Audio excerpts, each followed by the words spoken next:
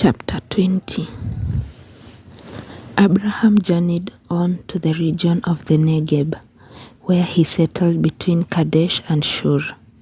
While he stayed in Gerar, he said of his wife Sarah, "She is my sister." So Abimelech, king of Gerar, sent and took Sarah. But God came to Abimelech in a dream one night and said to him, "You are about to die because of the woman you have taken, for she has a husband."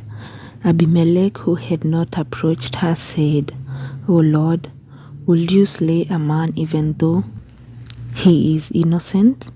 He himself told me, 'She is my sister,' and she herself also stated, 'He is my brother.' I did it in good faith and with a clean hands." God answered him in the dream, "Yes, I know you did it in good faith. In fact, it was I who kept you from sinning against me. That is why I did not let you touch her. Therefore, return the man's wife as a spokesman. He will intercede for you, that your life may be saved. If you do not return her, you can be sure that you and all who are yours will certainly die." Early the next morning, Abimelech called all his court officials and informed them of everything that had happened, and the men were horrified. Then Abimelech summoned Abraham and said to him, "How could you do this to us? What wrong did I do to you that you should have brought such monstrous guilt on me and my kingdom? You have treated me in an intolerable way. What were you afraid of?" he asked him, "that you should have done such a thing?" "I was afraid," answered Abraham, "because I thought there will surely be no fear of God in this place, and so they will kill me on account of my wife. Besides, she is in truth my sister, but only my father's daughter, not my mother's, and so she became my wife.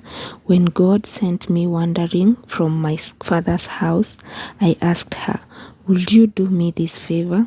In whatever place we come to, say that I am your brother.' Then Abimelech took flocks and herds and male and female slaves and gave them to Abraham. And after he restored his wife Sarah to him, he said, 'Here my land lies at your disposal. Settle wherever you please.' To Sarah he said, 'See, I have given your brother 1,000 shekels of silver. Let that serve you as a vindication before all who are with you. Your honor has been preserved with everyone.' Abraham then interceded with God, and God restored health to Abimelech, that is, to his wife and his maidservants, so that they could bear children.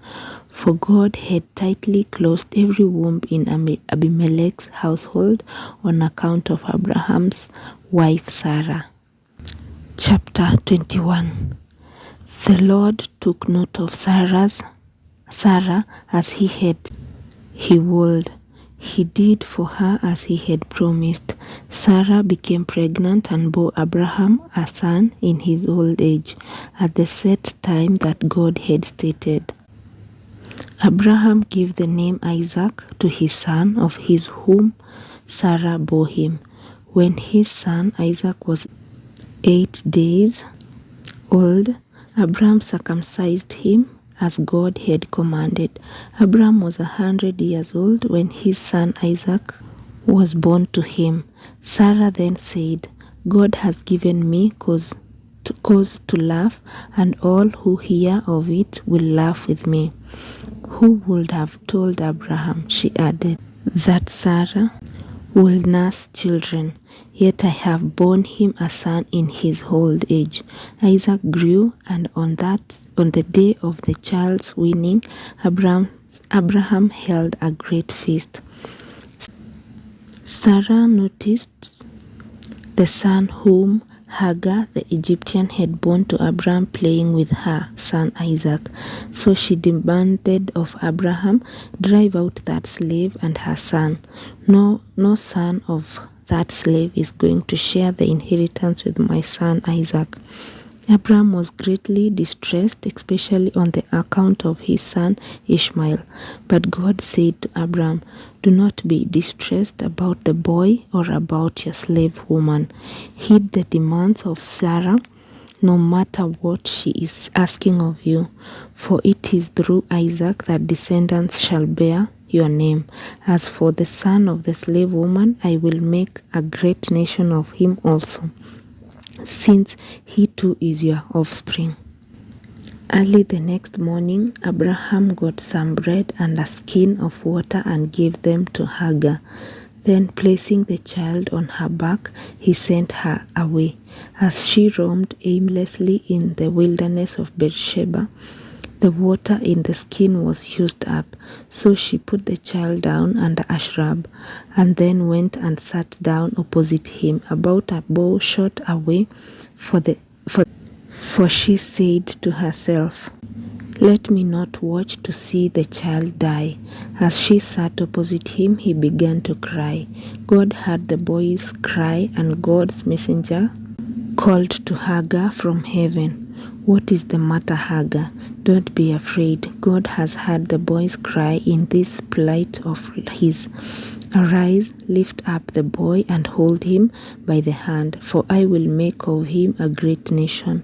Then God opened her eyes, and she saw a well of water. She went and filled the skin with the water, and then let the boy drink.